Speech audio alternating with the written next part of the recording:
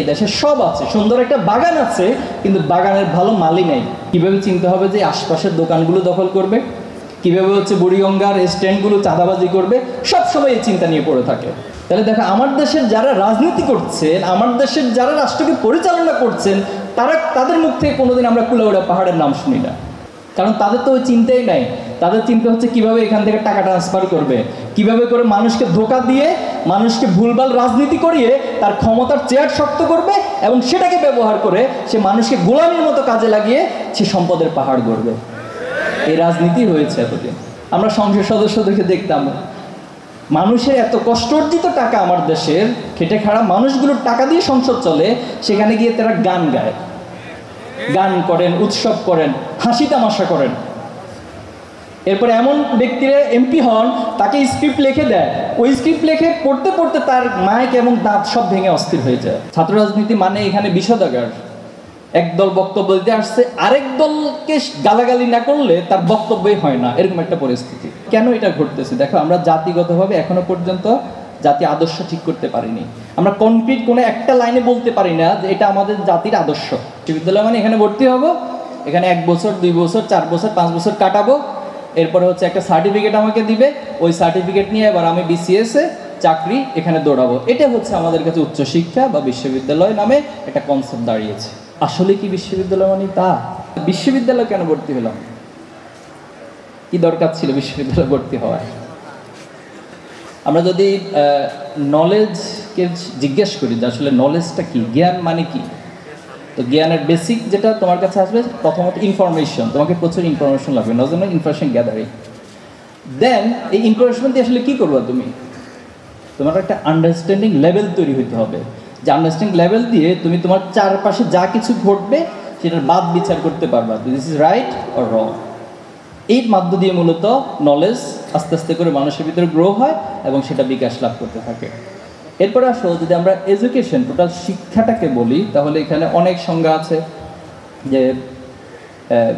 যে মিল্টন বলেছেন, এটা harmonious development of body, mind and soul. এটাকে কন্টিনিউয়াসলি একটা ডেভেলপ করতে থাকবে শিক্ষাটা বা এডুকেশনটা। এখন বাংলাদেশে আমরা যে বিশ্ববিদ্যালয় সিস্টেমে আসলে আসছি, তো সেখানে উচ্চশিক্ষা বলতে আসলে যা বোঝায়, একজন ব্যক্তি অথবা সমাজের যে চিন্তাশীলতার একটা আপগ্রেড হওয়া, সেখানে মননের পরিবর্তন হওয়া, মানুষের সার্বিক কালচারাল অথবা দৃষ্টিভঙ্গির একটা পরিবর্তন হওয়া, নতুন নতুন উদ্ভাবন সেখান থেকে হওয়া।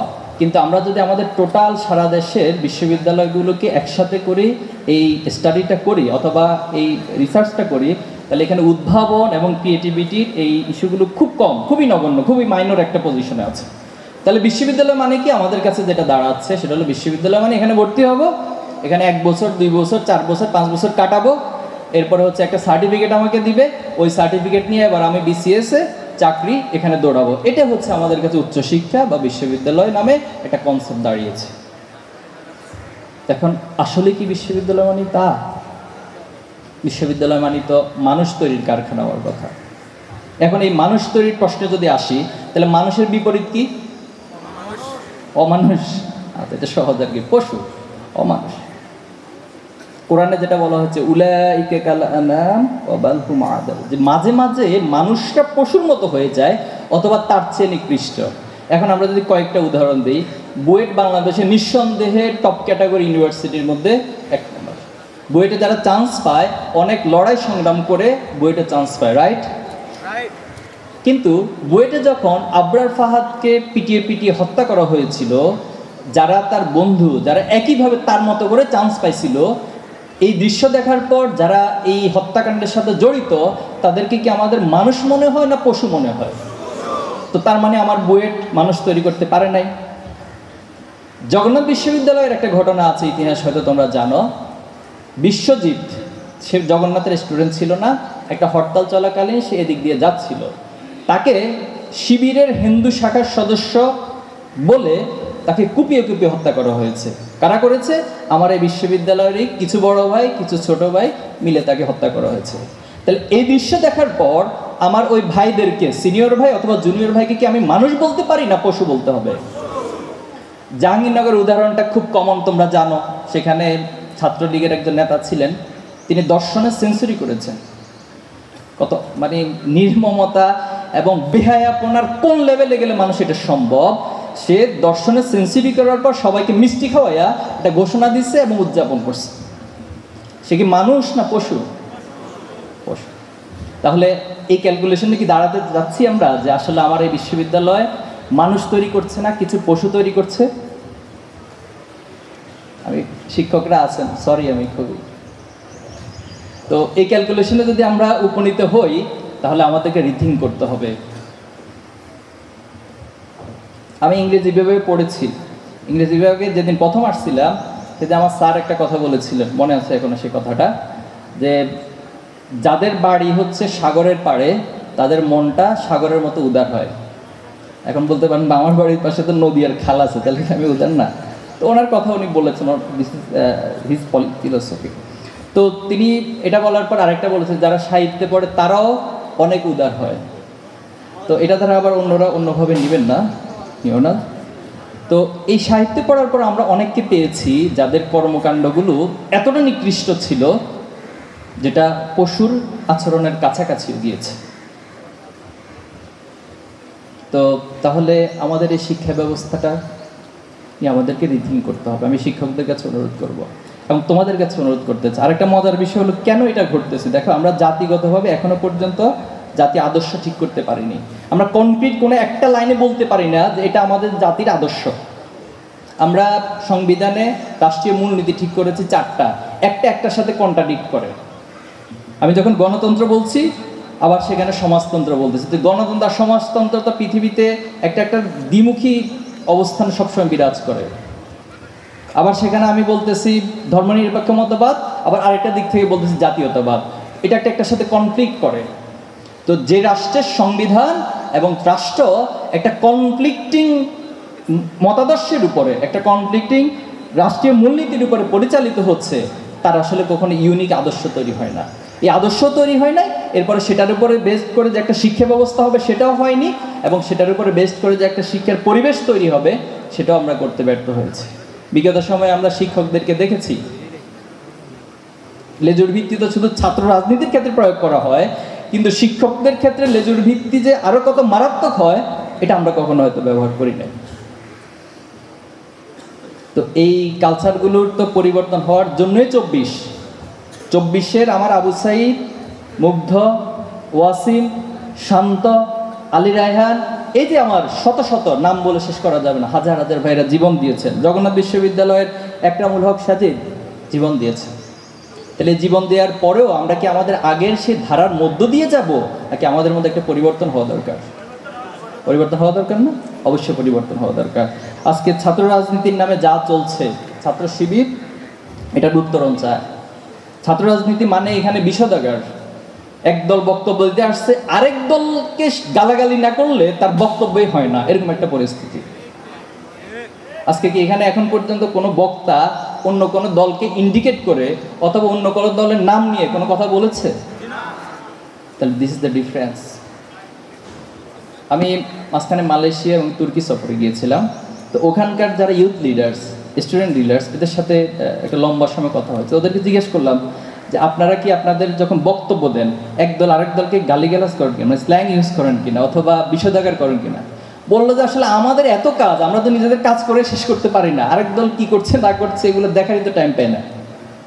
তা আমরাও বাংলাদেশে ঠিক একই পলিসিটা অবলম্বন করছি। ছাত্র শিবির কে আমাদেরকে কি বলছে না বলছে এটা নিয়ে আমরা খুব বেশি তাকাবো না, কারণ আমাদের কাছে হিউজ কাজ, অনেক কাজ পড়ে আছে নিজেদেরকে গড়ার জন্য, এই সমাজের ছাত্রদেরকে গড়ার জন্য, এই সমাজকে গড়ার জন্য, এই রাষ্ট্রকে গড়ার জন্য অনেক কাজ পড়ে আছে।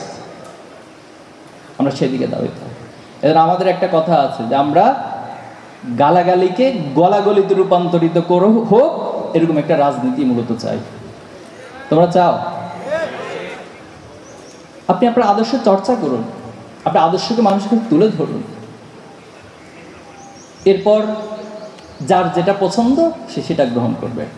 ছাত্র শিবির আজকে তোমাদেরকে প্রোগ্রাম করে এই কথাটা বলবে না যে কালকে থেকে তোমাদেরকে ছাত্র শিবির করতে হবে। আনসাইন্টিফিক। তুমি ডিসিশন নিবা যে ছাত্র শিবির ইনভলভ হওয়ার মধ্যে যদি তোমার কোনো উপকার হয় তাহলে তুমি হও, আর যদি মনে করো যে না কোনো উপকার আমার নাই তাহলে কোনো সমস্যা নেই, তোমার ছাত্র শিবিরের সাথে কোনো সম্পর্কই রাখার প্রয়োজন নেই। ছাত্র রাজনীতি হবে ছাত্রদের অধিকার আদায়ের জন্য, ছাত্র রাজনীতি হবে শিক্ষা ব্যবস্থার গুণগত পরিবর্তনের জন্য, ছাত্র রাজনীতি হবে আলটিমেটলি ভবিষ্যতে এই জাতিকে নেতৃত্ব দেওয়ার জন্য। আমাদের এই জাতির হিউজ সম্ভাবনা, মানে এত সম্ভাবনা যেটা পৃথিবীর অপর দেশগুলোর অনেক অনেক পিছিয়ে আছে। আমাদের এখানে হিউজ ম্যান পাওয়ার রয়েছে, হিউম্যান রিসোর্স রয়েছে। একটা হিউম্যান রিসোর্স দিয়ে পৃথিবীকে বদলে দেওয়া যায়। আমাদের সবচেয়ে বড় সি বিচ রয়েছে, ব্লু ইকোনমি জোন রয়েছে।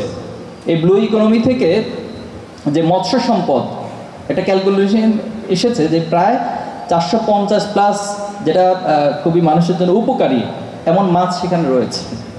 এবং সেই মাছ যদি আমরা আহরণ করতে পারি তাহলে বাংলাদেশের যে টোটাল স্ট্রাকচার এটাকে টোটালি চেঞ্জ করে দেওয়া যাবে। আরেকটা মজার বিষয় হচ্ছে যে মৌলভীবাজার কুলাউড়া পাহাড়, সেখানে ইউরেনিয়াম রয়েছে। সম্ভবত আমি ভুল না করলে 2012 সালে হিলারি ক্লিন্টন বাংলাদেশে এসেছিলেন। হিলারি ক্লিন্টন বাংলাদেশে এসে তিনি বলেছিলেন যে আমাদের কাছে সেন্ট মার্টিন এবং কুলাউড়া বা মৌলভীবাজারটা খুব গুরুত্বপূর্ণ। এই দুইটা প্লেসের নাম তিনি উল্লেখ করেছিলেন। তাহলে দেখো, আমার দেশের যারা রাজনীতি করছেন, আমার দেশের যারা রাষ্ট্রকে পরিচালনা করছেন, তাদের মুখ থেকে কোনোদিন আমরা কুলাউড়া পাহাড়ের নাম শুনি না। কারণ তাদের তো ওই চিন্তাই নাই। তাদের চিন্তা হচ্ছে কিভাবে এখান থেকে টাকা ট্রান্সফার করবে, কিভাবে করে মানুষকে ধোঁকা দিয়ে, মানুষকে ভুলভাল রাজনীতি করিয়ে তার ক্ষমতার চেয়ার শক্ত করবে এবং সেটাকে ব্যবহার করে সে মানুষকে গোলামির মতো কাজে লাগিয়ে সে সম্পদের পাহাড় গড়বে। এই রাজনীতি হয়েছে এতদিন। তাহলে এই রাজনীতি তো অবসান হওয়া দরকার। আমরা সংসদ সদস্যদেরকে দেখতাম, মানুষের এত কষ্ট অর্জিত টাকা, আমার দেশের খেটে খাড়া মানুষগুলোর টাকা দিয়ে সংসদ চলে, সেখানে গিয়ে তারা গান গায়, গান করেন, উৎসব করেন, হাসি তামাশা করেন। এরপর এমন ব্যক্তিরা এমপি হন, তাকে স্ক্রিপ্ট লিখে দেয়, ওই স্ক্রিপ্ট লিখে পড়তে পড়তে তার মাইক এবং দাঁত সব ভেঙে অস্থির হয়ে যায়। এমন ব্যক্তিরা এতদিন আমাদের এমপি ছিলেন, নেতৃত্ব দিয়েছেন সমাজ। তো এই জাতির উন্নতি হবে কিভাবে? তাহলে আমাদের এখানে সব রয়েছে। আমাদের এই যে বুড়িগঙ্গা, যদি তোমরা কখনো লন্ডন যাও তাহলে দেখবা, অথবা মালয়েশিয়া, এরকম হিউজ মানে পর্যটন কেন্দ্রগুলো রয়েছে, নদীকে কেন্দ্র করে তৈরি করা হয়েছে। কোনো প্ল্যান আছে আমার বুড়িগঙ্গা নিয়ে? বুড়িগঙ্গা গেলে তুমি একদিন যাওয়ার পর দ্বিতীয় দিন আর যাবা না। এখন অবশ্যই বর্ষাকাল, পানি ঠিক আছে, কিন্তু শীতকালে এখানে যাওয়ার পর সেকেন্ড টাইম আর কেউ যেতে চাইবে না। অথচ এখানে নেতারা কোনোদিন এগুলো নিয়ে চিন্তা করে না। কীভাবে চিন্তা হবে যে আশপাশের দোকানগুলো দখল করবে, কীভাবে হচ্ছে বুড়িগঙ্গার স্ট্যান্ডগুলো চাঁদাবাজি করবে, সবসময় এই চিন্তা নিয়ে পড়ে থাকে। আমি সরি, তোমরা আমার ছোট ভাই, এই কথাগুলো বলছি এজন্য যে সচেতনতার জন্য। আমাদের গ্যাপটা কোথায় হচ্ছে আসলে? গ্যাপটা হচ্ছে এই দেশে সব আছে, সুন্দর একটা বাগান আছে, কিন্তু বাগানের ভালো মালি নেই। এখানে চমৎকার একটা জাহাজ আছে, চমৎকার একটা শিপ আছে, কিন্তু সে শিপ চালানোর মতো ভালো নাবিক নেই। তাহলে সেই নাবিক, সেই মালিক এই বিশ্ববিদ্যালয়ে যারা পড়ছে তাদেরকে তৈরি হতে হবে। আমাদের প্রত্যেকটা রিসোর্স, প্রত্যেকটা সম্ভাবনাকে কিভাবে করে কাজে লাগানো যায় এই চিন্তা বিশ্ববিদ্যালয়ে বসে তোমাকে গবেষণা করতে হবে। কুলাউড়া পাহাড়ে যে ইউরেনিয়াম রয়েছে, সেই ইউরেনিয়ামকে কীভাবে তুমি বাংলাদেশের জন্য কাজে লাগাতে পারো, এখান থেকে বসে তোমাকে সেই গবেষণার ক্ষেত্র প্রস্তুত করে দিতে হবে। এটাই আমাদের দাবি সরকারের কাছে।